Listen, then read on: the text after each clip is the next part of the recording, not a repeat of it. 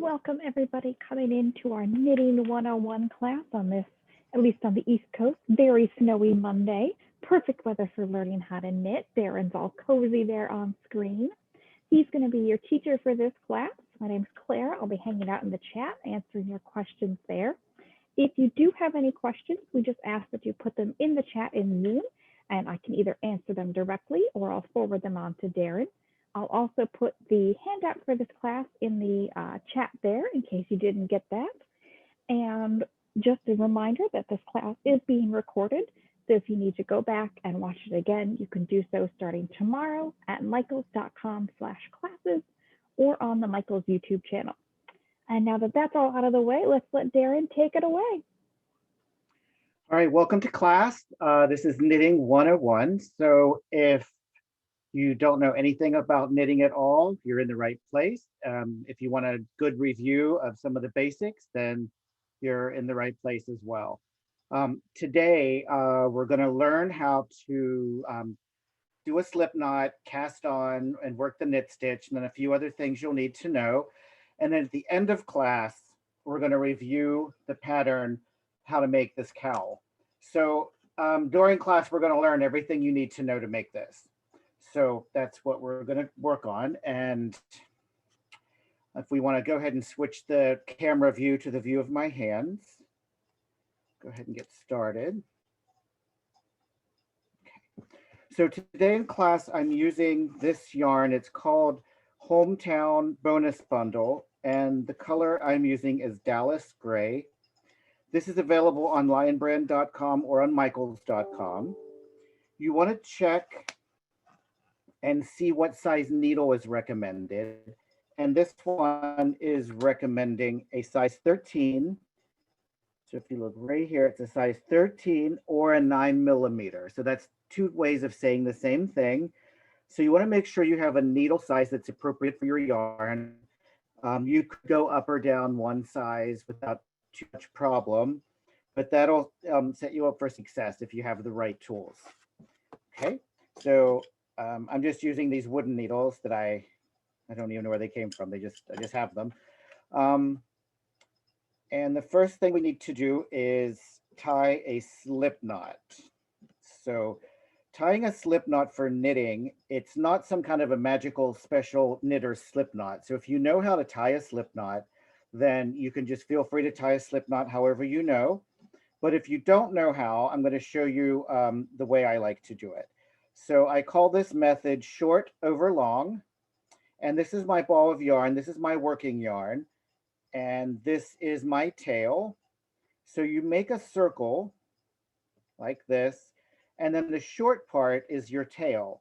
And the short part goes over the long part. So that's why it's called short over long.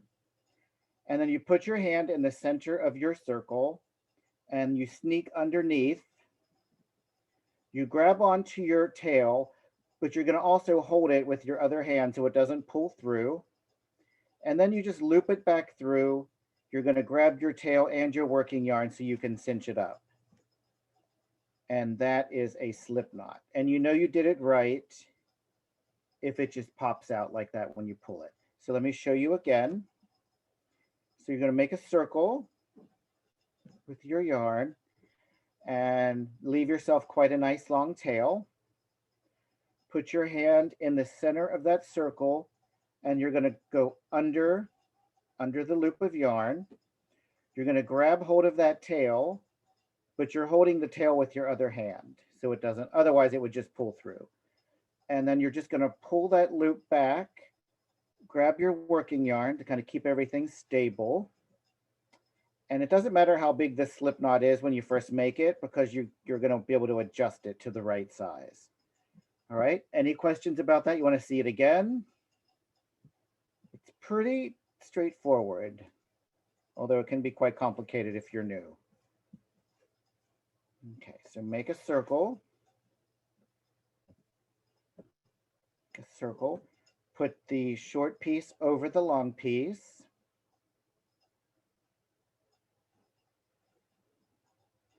Put your hand inside the circle and go underneath, holding onto your tail to make it secure.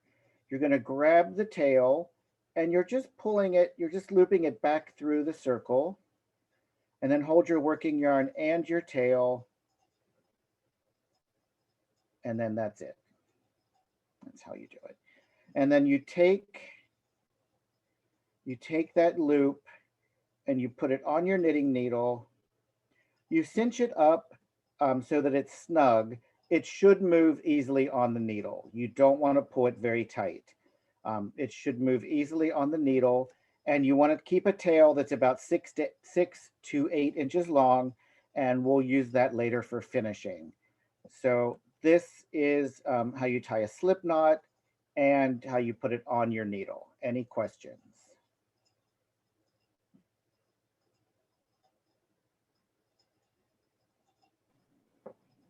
Oh, Okay. one good question from Justin. Does the tail go in the back or the front of the needle? It just hangs straight down, really. I don't even think about the tail. It just, you can put it in the back to keep it out of your way. It doesn't make much difference, really. Does it, Claire? I mean, do you think it does? It doesn't in this method, but for some other cast-ons, I believe it does.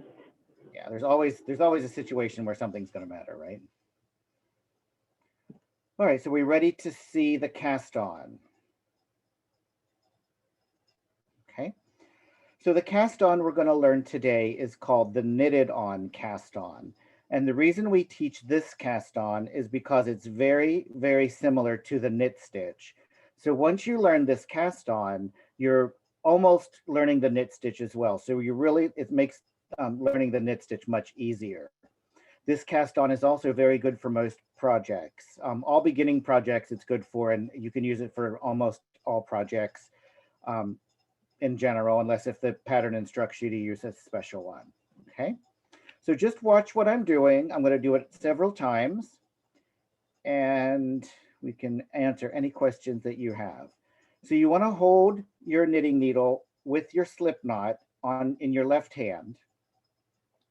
And then the needle that has no stitches on it is in your right hand.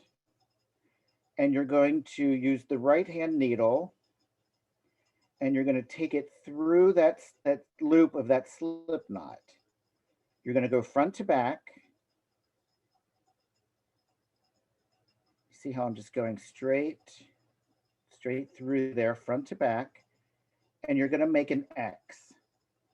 And the X makes it a little bit easier to work with. You want to keep your needles crossed in the form of an X. And then you're going to take your working yarn and you're going to wrap it around your right hand needle. So what you're going to do is you're going to go behind the needle and then bring it across.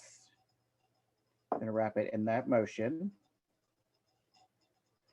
And you're going to use your fingers to kind of keep everything tight, to kind of keep your tension tight, but not, or snug, but not too tight. So what you're going to do now is you're going to take your right hand needle, you're going to pull it back, and you're going to transfer the right hand needle from the bottom and bring it up to the top, and you'll bring that loop with it.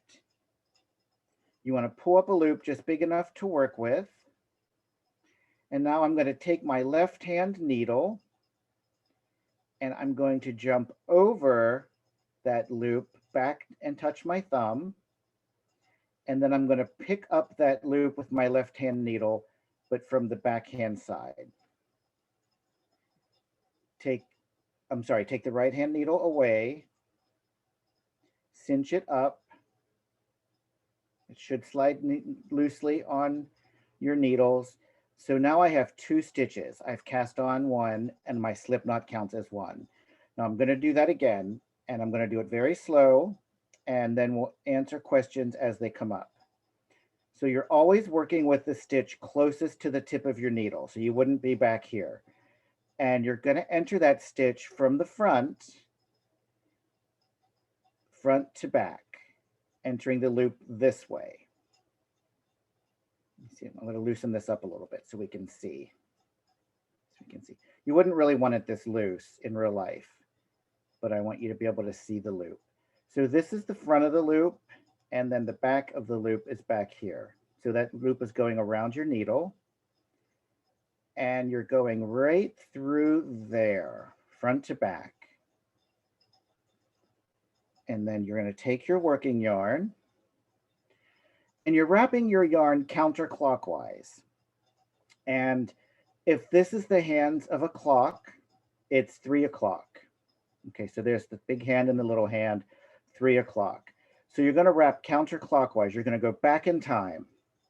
So we go 3, 2, 1, blast off. So we're going to wrap the needle. And now this part, we're going to always keep your knitting needles touching. So the knitting needles will always be touching. They're touching together. So I'm going to pull the right hand needle out from the bottom. They're touching. The point of it is still touching it. And I'm going to transfer it from the bottom to the top and kind of scoop that loop up with it. Okay. And then you can make a loop just big enough to work with. And then the left hand needle jumps over the loop. It leapfrogs over the loop back towards your thumb. And then it sneaks up behind that loop and scoops it up. Take your right hand needle away. Cinch everything up, not too tight. And now I have 3. Okay. Do it again. So there's a little rhyme. Here's a little nursery rhyme you can say to help you remember. You go in through the front door,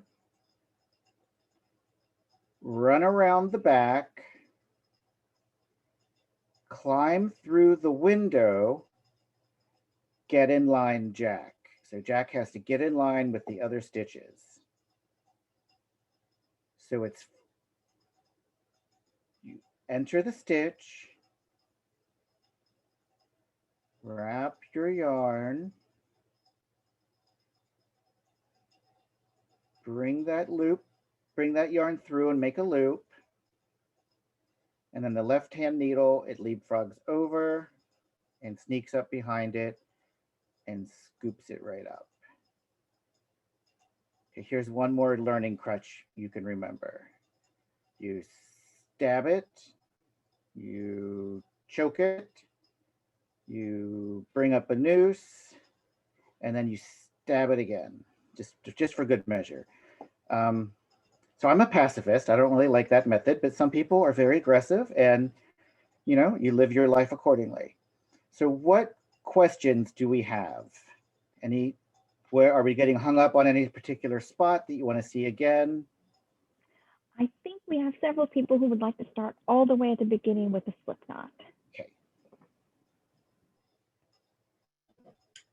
And this is something, knitting it's really a fun activity and it's very relaxing. However, it's not going to be relaxing today, not for the beginners. You have to practice quite a bit. You have to be willing to put in a little extra time, a little practice, and before you know it, it will start to become very easy and second nature and natural in your hand, but it does take some practice. So don't get discouraged. Okay, so the slip knot, you take the tail or the short end and lay it over the long end. So it's short over long. Put your hand in the center of your circle and then it slides under because it's going to sneak up and grab that tail. Hold the tail with your other hand, kind of loop it around your finger, and then hold your working yarn and your tail together to cinch it up. And then you can adjust it to the size you need it to be. You know you did it right. Okay, so short over long. Put your hand in the center. Take a hold of your tail. Hold the end of your tail with your other hand. Pull it through.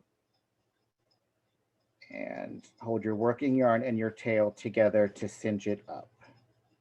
And there's probably 100 different ways to tie a slip knot. So any way you know how to tie a slip knot is fine. So you don't have to do it this way. This is not a special knitter's way or anything. It's just an easy way to demonstrate. So if you know how to tie a slip knot, then just do it however you normally do. Okay, so that counts as my first stitch. I'm going to hold my needle with my stitch on it in my left hand, and in my right hand, my needle is empty. And you want to put your stitches, you want to do your work, you're doing your work here. So a lot of new knitters I've noticed will try to hold their stitches down here, and it makes it very hard or impossible. So you do want to do your work on the tips of your needle, maybe not on the pointy part, maybe just right there on the edge where it starts to get pointy. It makes it a lot easier for you. And then if you notice, I'm using my fingers to hold everything in place. And that sounds like a silly thing to bring up, but when I taught classes in person, a lot of the new knitters almost acted like they didn't want to touch the yarn, like they weren't allowed to touch the yarn. They only could use the needles to touch the yarn. And that's not true. It's a silly thing to get in your head. So you need to use your fingers to keep everything in place and to direct the yarn where you want it to be. Okay, so you enter the stitch going front to back, and you keep the right hand needle, it's on the bottom. And then you make an X. You don't want to hold your needles parallel. Sometimes I see people trying to do that. You want to make an X. If they're together in the shape of an X, they can work together. Makes it a lot easier. You're going to wrap the right hand needle counterclockwise. So 3, 2, 1. Oh, here's a big mistake I'm doing. I'm working with my tail. So don't work with your tail. Pay attention. Okay, so we're going to wrap it counterclockwise. 3, 2, 1. Blast off. And that's all we're doing. We're going behind it and then coming across the front. And then you want to kind of hold it snug. We're not pulling it tight. And then with the right hand needle, I'm pulling the right hand needle back, and you can see that's the loop right there. That's what we're trying to pull through. And it almost wants to naturally just come through on its own. But if you keep your needles touching all the time, see how my needles are still touching? When I slip that needle from the bottom to the top, that loop will come right through with it. Bring up that loop. And then I'm scoop it up and then cinch it up. So I'm watching myself knit through my camera, and so my depth perception is a little off. So sometimes I'll go to do something and totally miss. So, but I just described all that and explained all that, and it sounds very complicated because I was explaining it every detail. But don't let it turn into a big, it's not a big crisis. Don't let it turn into a big deal. So you just enter the stitch, wrap the yarn, bring it back through, scoop it up from the back, transfer it over, and then cinch it up. Okay, is there any particular spot where we're getting hung up?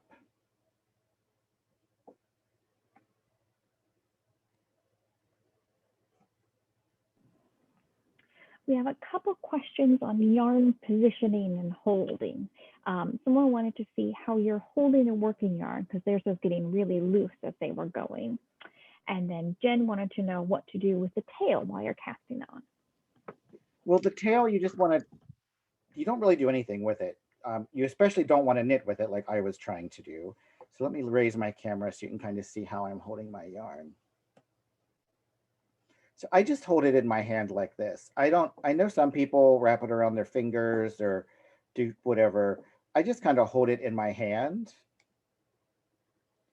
And I enter the stitch, wrap the yarn. I'm just holding it between my finger and thumb.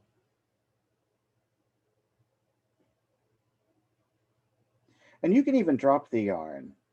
Enter the stitch, wrap the yarn, just drop it, bring it through, and then cinch it up a little bit.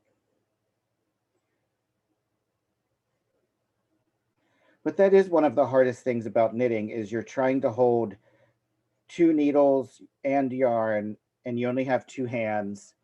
And so it is part of the learning is like, how do I manipulate all of these different tools at the same time?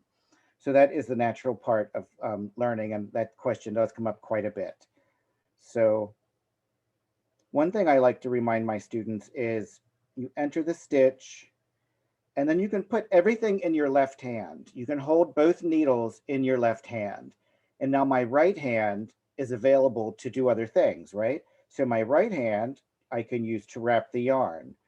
And I'm not trying to hold these, with my hand and then figure out how to wrap it. So you enter the stitch, and you can put everything in your left hand and hold it like that securely.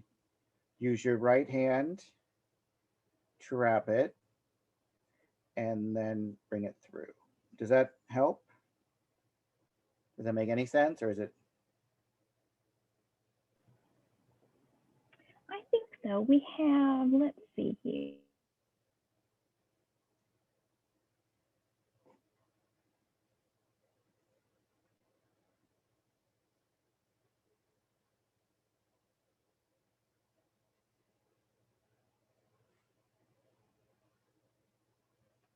So let's try to cast on about 20 stitches. And that's just for if you're practicing, or you can just, watch and rewatch this again tomorrow and practice then. So just cast on about 20 stitches, and we're just practicing. This is not for the cowl.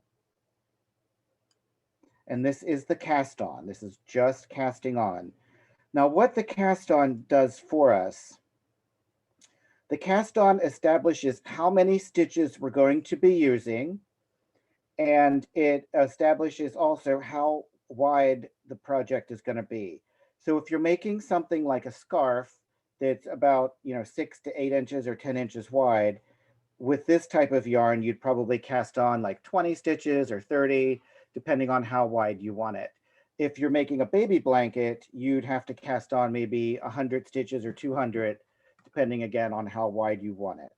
So the cast on determines how many stitches we're going to use, and that decides how wide our piece is going to be. So it kind of sets the foundation.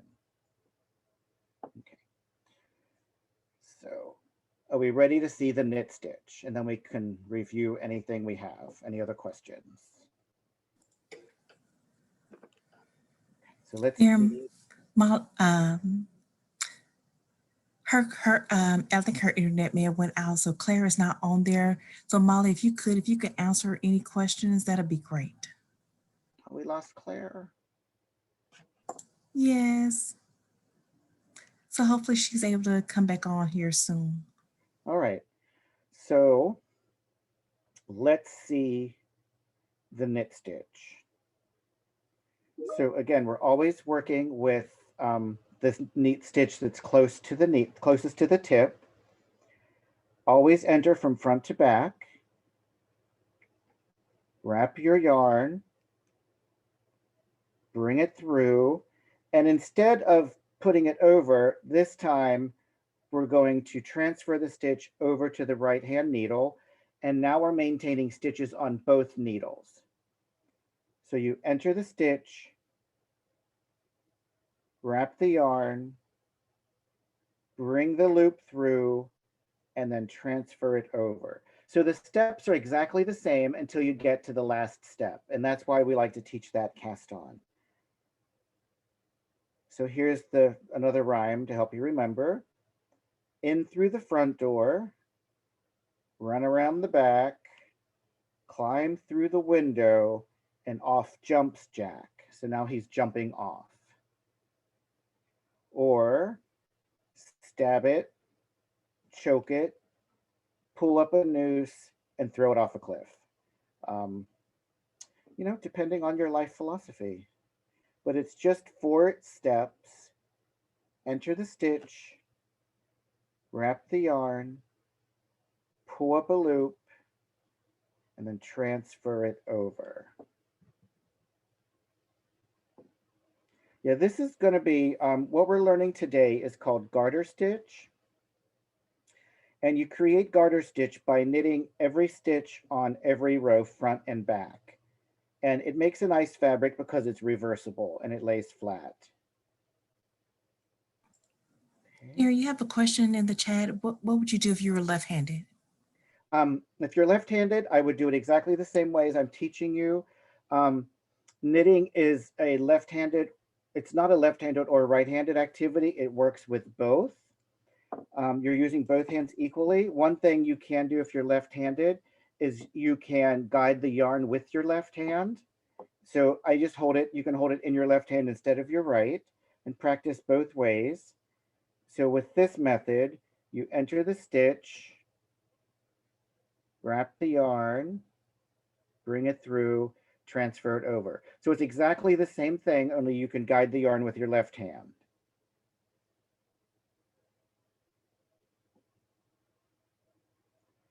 So enter the stitch, wrap the yarn, bring the loop through, transfer it over. So it's the same steps, either if you want to do it, if you want to guide the yarn with your left hand or your right hand. This is actually how I knit in real life. When I knit in real life, this is how I actually do it.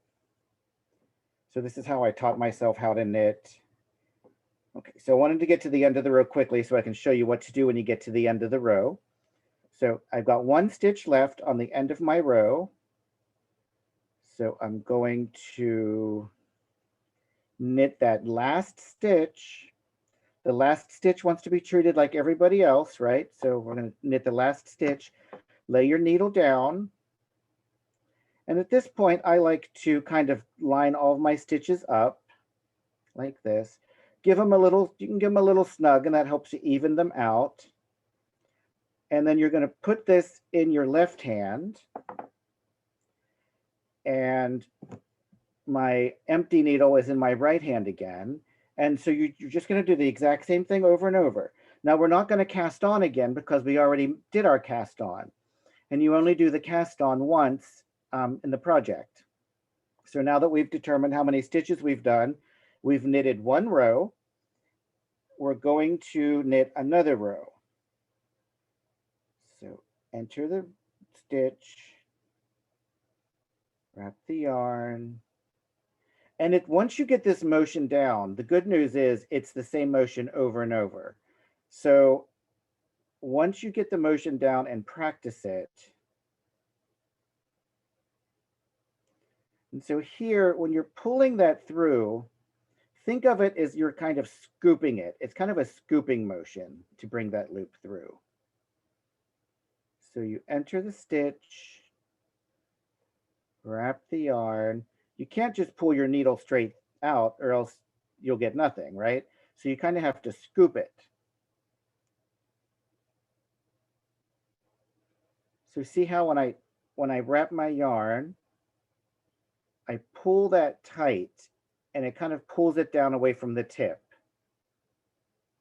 Not too tight, more of a snug, pull it snug. And then you transfer that needle from the bottom to the top and that loop should come, and it's a bit tricky. I mean, it's not, there's a reason why hand knit sweaters cost $800, right? Okay.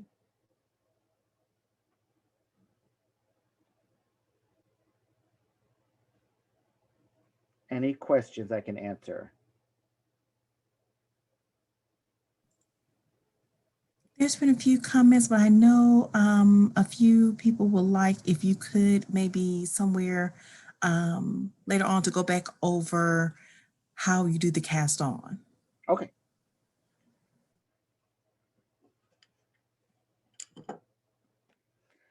The cast on is really the trickiest bit. I mean, I hate to tell you that because that's really the first thing you have to do, but the cast on is a bit tricky. So if you're having problems with the cast on, don't feel bad because that is a tricky part. It is the trickiest bit, really.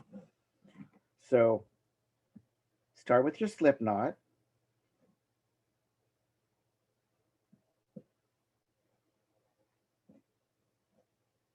Start with your slip knot. on your needle. And put that needle in your left hand. Try not to knit with your tail because that's not a fun thing. Darren, one question before you get to the next stitch. Does it matter how you wrap the yarn around the needle? Putting the slip knot on? No, sorry, when you're casting on or knitting. Yes, we'll go over that again. Remember, it's always counterclockwise. We did mention that. So you go front to back, enter that stitch front to back, and see how I'm doing it. I'm going through the loop like that. So here's where it is very important that you do it this way. Counterclockwise, we're going this direction. So you can think of it a couple of different ways. You can think of we're going under the needle and then bring it across over. We're going to the left and then a hard turn to the right. Going behind and then bring it to the right. Or 3, 2, 1, blast off. So you do want to make sure you're wrapping it in the correct direction. Going behind is a counterclockwise motion.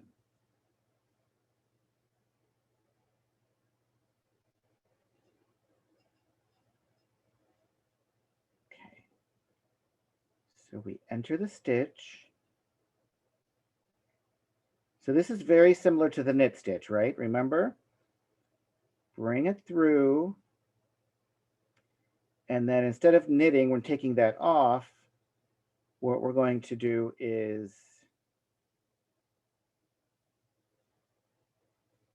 put it on the left-hand needle. Now, you don't have to do 20 for practicing. Just count how many stitches you have as you're practicing and try to maintain that number. So just kind of know what you started with. I say 20 because don't do more than 20. You don't want to cast on 50 stitches because it's a bit much when you're practicing. So we enter the stitch, wrap the yarn counterclockwise, bring that loop through, take your left-hand needle, it leapfrogs over the stitch, sneaks up behind it, and then we put it on that way. 1, 2, 3, 4. All right. Is there a particular step that is more confusing, that we're getting stuck on, that needs to be demonstrated more clearly? Enter the stitch.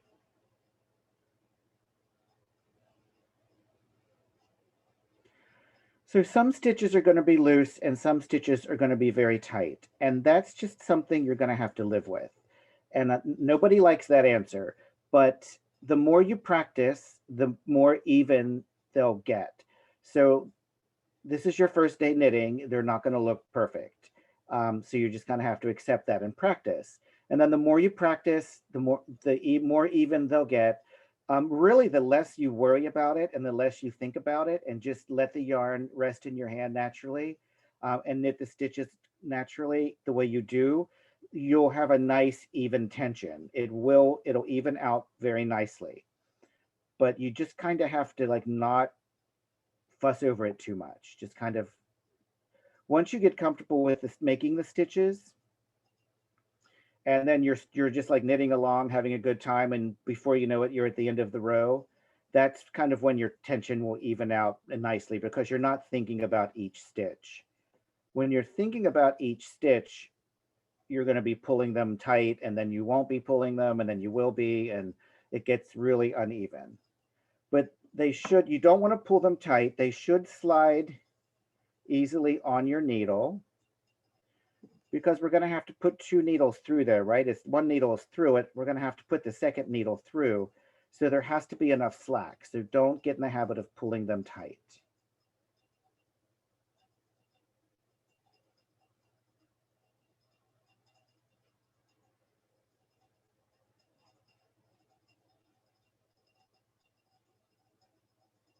Okay. Looks like we had a couple questions about doing the knit stitch itself, transferring the stitch off the needle, and then how to start your second row. Okay. We are about halfway through class now. Okay, yeah, we need to get moving. Okay, so the knit stitch. So this is the cast on. And as you're practicing, count your number of cast-ons, do 20 or less, and try to maintain that number, because sometimes it's easy to lose or add a stitch by mistake. All right. So we enter the stitch, wrap the yarn, bring the loop through, and we're not casting on, so that stitch just gets dropped off. And now we're maintaining stitches on both needles. So you want to use your pointer fingers to kind of guard the tips. You don't want your stitches to fall off. So you enter the stitch, wrap the yarn, bring it through, transfer it over. And you can see I'm not pulling it tight. I'm letting it be loose. And as you're practicing, you can let them be a little loose, because new knitters do try to pull it really tight and it makes it hard to work.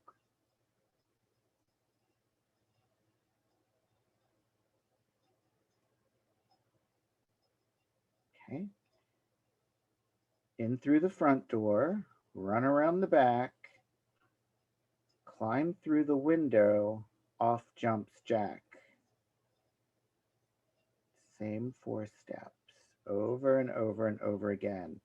And the more you practice them, the easier it becomes. It's almost like magic. It really is.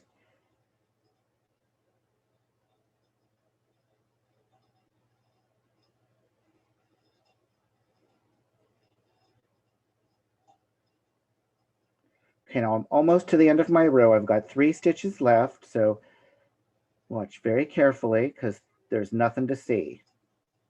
You just knit these last stitches the way you've knitted all the other stitches. There's my last stitch. We're just going to knit that last one exactly the same. Nothing happens, nothing special. You can see my stitches are all twisted up on my needle. That's fine. We're just going to straighten them out. I kind of like to give everything a little gentle snug to kind of even out my tension. Put it in your left hand. And now my right hand needle has no stitches on it. So we always start on the left and move the stitches from left to right.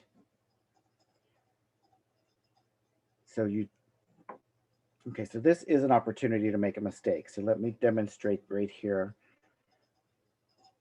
So this is how it should be. Your yarn is coming over your needle and it's going through this stitch below it, and then it's coming out. So you can clearly see the path of the yarn. Sometimes it's twisted and it's pulled tight. So if your yarn is pulled tight,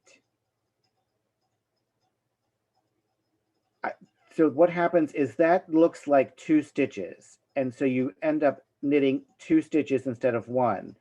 But you want to check before you start each row. So I can't see where my working yarn is. That's the first problem. So my working yarn's coming from the back. But always before you start, just give it a little snug right here. And it's going to correct it. So then you can see, okay, so I need to correct that. And it's just 1 stitch. So see how that looks like 2 stitches, but really it's just 1. And so before you start, now I'm going to give it a little snug. Nothing happens, nothing changes, so I know I'm right. So that's an opportunity to make a mistake. So always check your first one and make sure it's not twisted. And then you just start the second row the same way we did the other row. At this point in the game, you're not doing anything new. Everything is just this same knit stitch. So you'll have lots of opportunity to practice it.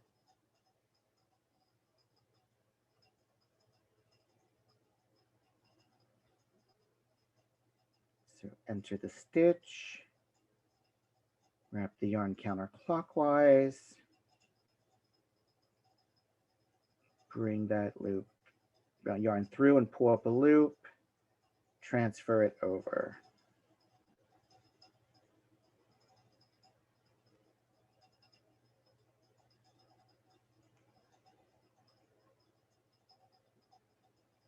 Okay, so what we're doing now is we're working all the stitches from the left-hand needle over to the right-hand needle.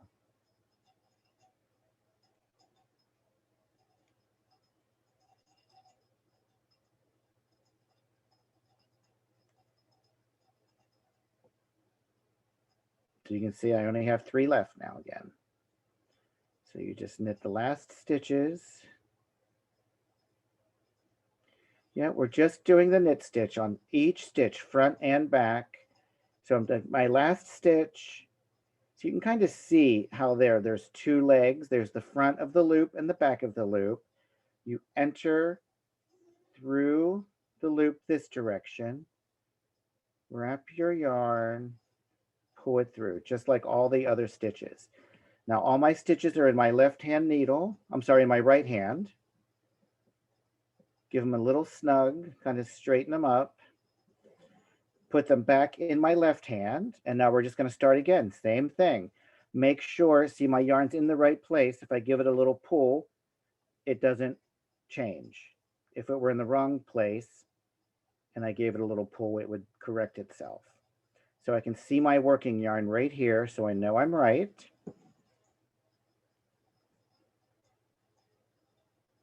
Enter the stitch, wrap the yarn, and then it's the same motion over and over again. And that's why it is actually very relaxing once you get the hang of it, because you're just doing the same thing over and over again. It's almost like a meditation.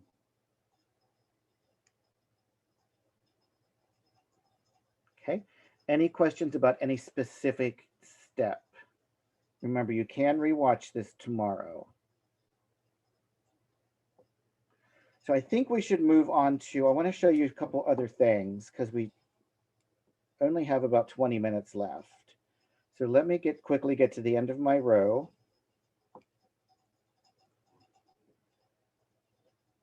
And the real learning is going to take place later on as you're practicing.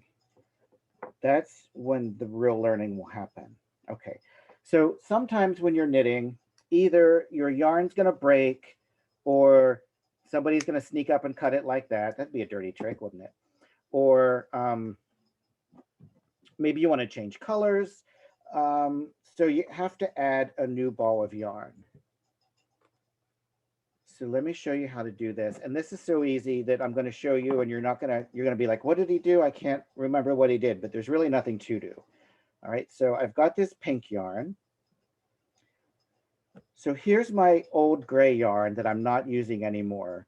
So I'm just going to take this tail, and you want to leave a tail about this long for finishing. And I'm just going to hold it out of the way. So I'm just holding it out of the way so I don't knit with it by mistake. And I'm going to add this pink yarn. And so I'm going to leave myself a tail for finishing. And I'm just going to hold that tail with the gray one. Just hold them out of the way. Nothing, there's nothing to see here. There's nothing fancy going on. And now this new yarn is not attached to my project, but I'm going to hold it right where it's comfortable for where my working yarn should be. So that's where the working yarn should be. So I'm just going to hold it right there.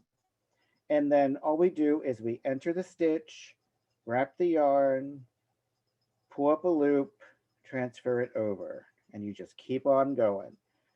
So that sounds like exactly the knit stitch, right? So that's really all we're doing. You just pick it up and start knitting with it.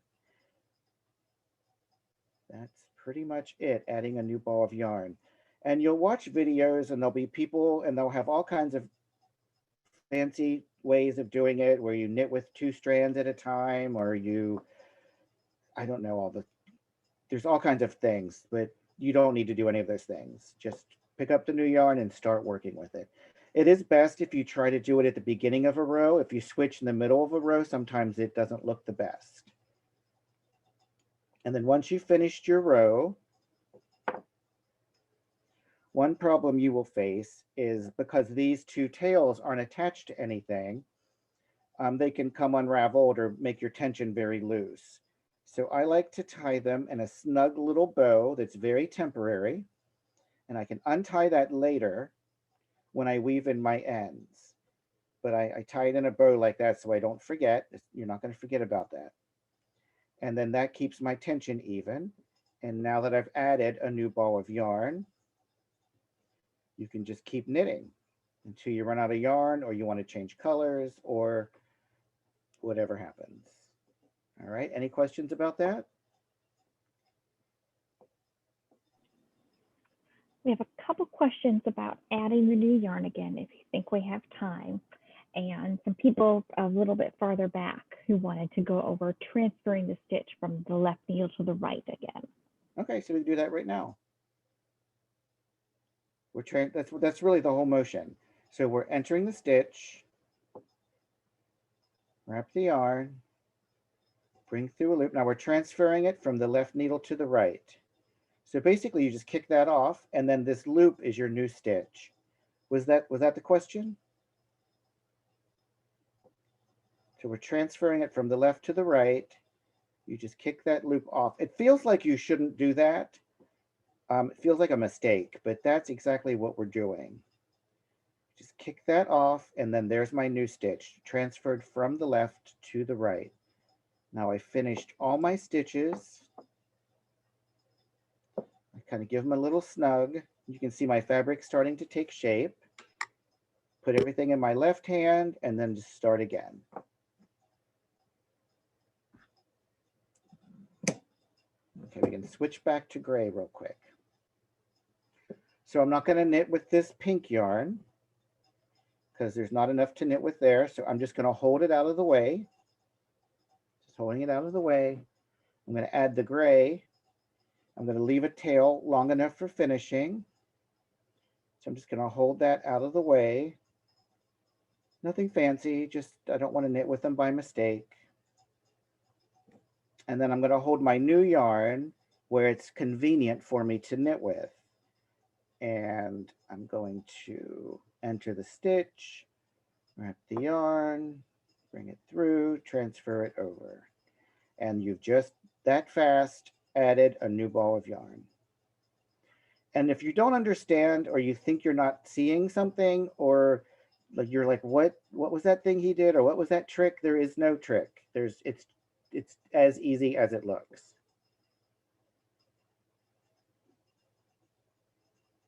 Okay, any other questions?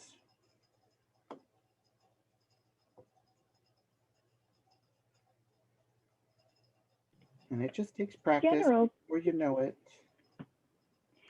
General question about needle material, which is better to use.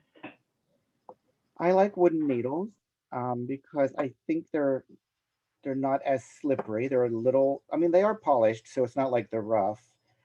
Metal or plastic needles can be slipperier and you can knit faster on them sometimes, but if you're learning, sometimes you have a harder time keeping control. So you might, you can try different kinds and see what you like better. I like the wooden ones, but that's just my personal choice. What do you think, Claire? I think it depends on personal preference and what type of yarn you're using too. Yeah, but for yarn like this, for like this acrylic, chunky, super bulky yarn, I like the wooden ones. So if you're using like a real rough cotton or hemp that's real grabby, you would not want wood. You'd probably want metal or plastic in that case. But okay. So how do we end this? Like we need to know how to finish it. You can't just take your needles out and be finished because all of these live stitches will unravel. So we have to end it a specific way, and it's called binding off. So we're going to bind each one of these stitches. And this is something that's going to look really tricky, but after you practice a couple of times, it makes more sense when you do it. So let me demonstrate it for you. And again, it's almost knitting. It's just pretty much the same as knitting. We're going to knit. We're just going to knit just like normal, 2 stitches. So once you get this knit stitch down, then your cast on will be easy, your knit stitch will be easy, and your bind off will be easy. So you just need to practice. So now that I've got 2 stitches, I've got 1 and 2, you're going to take your needle and you're going to pick up the first stitch. You're going to stretch it a bit. It leapfrogs over the second stitch, drops off the needle, and now I only have 1 stitch. It's not going to come unraveled because it is looped around that stitch, and that's securing it. So I need 2 stitches. I have 1. I'm going to knit number 2. And you can use your finger if you want. Let me see if I can do this without blocking the view. So you take your finger and you pull that loop up, and you want to kind of stretch it a bit. It leapfrogs over, drop that stitch off, but maintain this one on.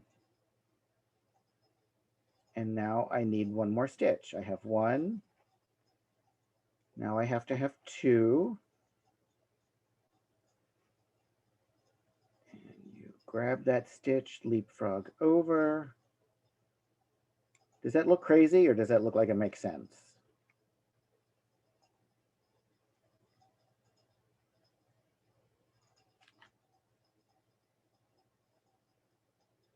It makes more sense when you're actually doing it. When I first started binding off, when I was teaching myself how to knit, it didn't make any sense to me at all. I don't know why. I didn't understand what was happening.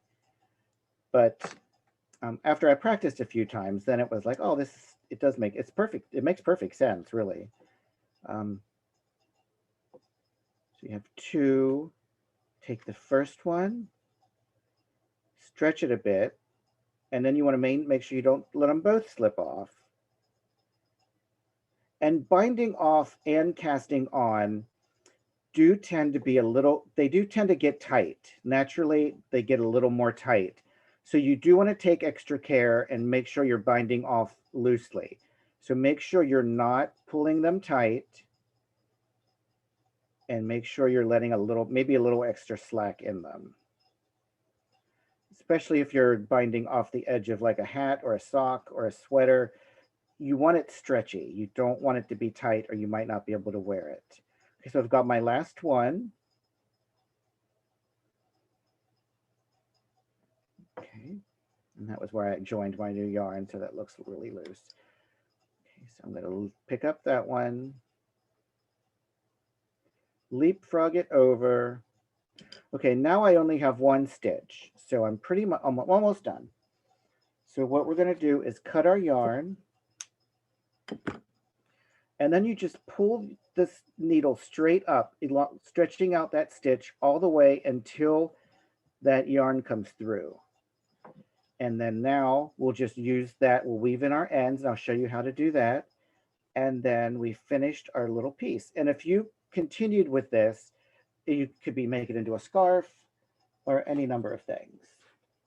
Okay, any questions? Let's see the weaving in of the ends. And then you can ask questions if you have any questions at that point. Okay, so I've changed colors a couple times, so I got a lot of ends to weave in, but I probably won't do them all. So one thing you can do, you want to use a needle like this. It's called a large-eyed blunt needle, a tapestry needle, or a yarn needle. That's what you'll hear it called. It should have an eye big enough to put yarn through, and it's blunt. It's not sharp because we're going between the strands of yarn. We're not piercing them. And if you have a hard time threading it, this is a trick I learned from my mother. You take a piece of paper, you twist this up,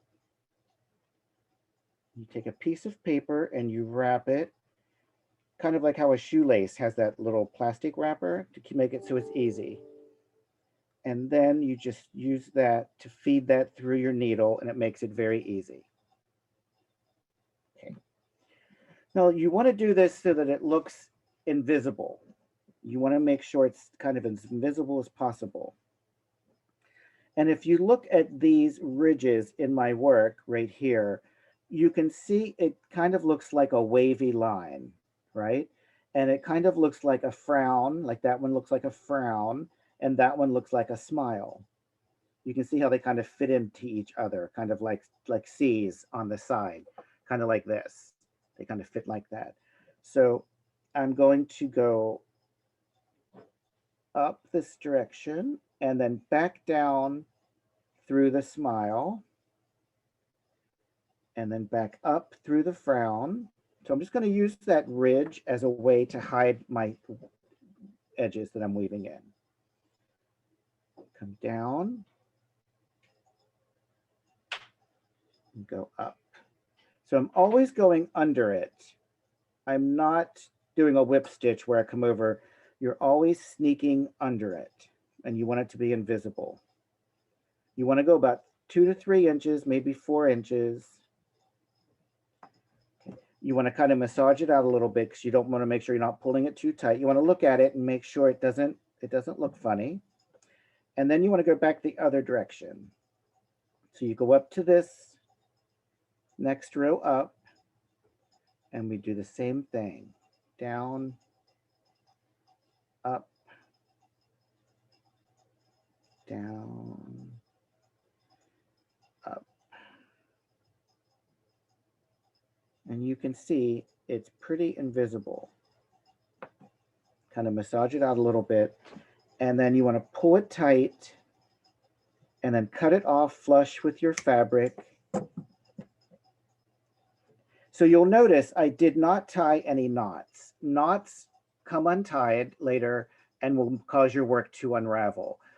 They don't look very professional, and depending on what you're making, sometimes you can feel the bump of that knot and it's actually uncomfortable. This way it's most secure. This will not come unraveled. If you go 2 to 3 inches, you can go even 4 inches, one direction up and then back across. So you have to go up and back across. That's what locks it in place. You'll never have a problem. Claire, have you ever had a problem with that? Nope. And then the good thing is that if you see your tail starting to poke back out again, you've got a little bit of a warning and can thread it back through before you drop a stitch. Yep. Okay, so that's how you weave in the ends. And the most important thing about weaving in your ends is you just want to make sure they're invisible. You can look on both sides of your work to make sure. You should weave your ends in on the wrong side of your work if there is a wrong side. If you're making a scarf out of garter stitch, then it's reversible. But you know, preferably it would be on the wrong side. All right. So that is weaving in the ends. Do we want to review the pattern quickly? Do we have time? We've got 2 minutes, so I think we should probably go over the abbreviations at least.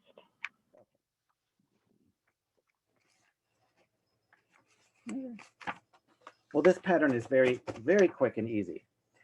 So it tells you what yarn. This is actually recommending a different yarn, but that yarn's discontinued. So I made mine out of the Hometown bonus bundle, and one ball of the bonus bundle worked out perfect, and it worked out very nice. And this pattern is telling you to use size 11 needles because that's what the original yarn needed.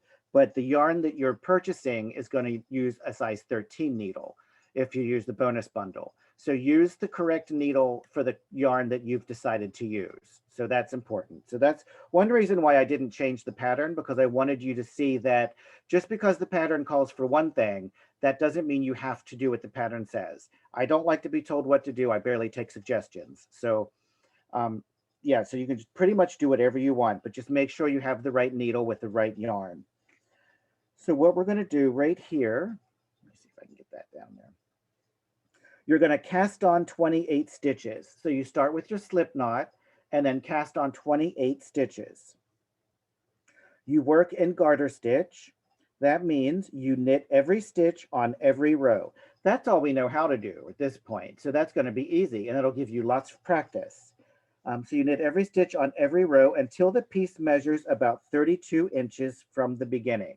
And that's from the very edge of the cast on. So you measure it from the very edge of the cast on until it's about, if it's 30 inches, if it's 35 inches, it's fine. You know, it's a scarf.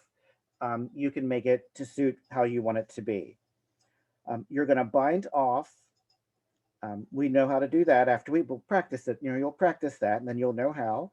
bind off and cut the yarn, leaving a 20-inch long tail. Now this time you're leaving a 20-inch long tail because you're using that tail for seaming. So that's why it's instructing you to do that. So all you do is cast on 28 stitches, work garter stitch until it's 32 inches, bind off, leaving a 20-inch long tail. And quickly, I'm going to show you. Okay, so this is the cowl. And basically you're knitting a big rectangle. And it's going to tell you to put one twist in the cowl. And that's what gives you that Mobius twist. And so you lay it out flat with no twist, and then you just twist it like that, and then fold it together. And that's going to give you that one twist. And you can do that or not. It just depends on how you want it to be. And then I do want to show you quickly about seaming it. People get very nervous when they have to seam something, but it's actually not such a hard thing to do. So you do want to get a nice, make sure you're getting right on both corners. And you just want to go through. Oh, wait a minute. I'm on the wrong side because I'm trying to hurry. So don't hurry because that's when mistakes are made, right?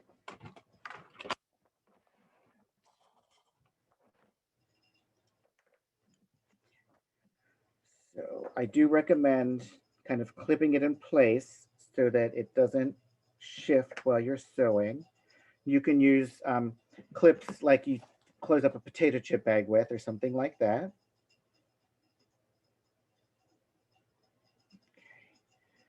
So get in here and get a nice good corner.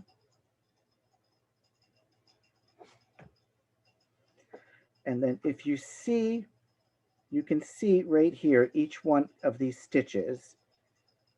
And same thing on this side, you can see each one of these stitches. And what we're going to do is we're going to go under each one of those stitches like that. And then back. And we're going to use that as our guide. And that will help us to make sure our stitches are spaced out. So you can see right there, I'm picking up that. And on this side, I'm picking up that. So our stitches will be spaced out the same distance, and they'll be always going the same depth because I'm just picking up those two strands of yarn. Darren, can you move your hands up a little bit in the screen? Is that better? Yeah. And then you don't want to pull it tight. So see right here, and then go to the other side right there. So I have 4 strands of yarn on my knitting needle. And if you seam it and it doesn't look nice, you can take it out and try it again. Knitted fabric is very, very forgiving that way. So as long as you're being, kind of gentle with it, you can seam it, you can wear it a couple of days and realize you think you could do a better job, take the seam out and try it again. So don't let the seaming be intimidating for you. And after you're finished seaming, then you'll just weave in your ends like I showed you. Just go up here about 3 to 4 inches, down, back across about 3 to 4 inches, cut it off close to the fabric, and then you're done. All right.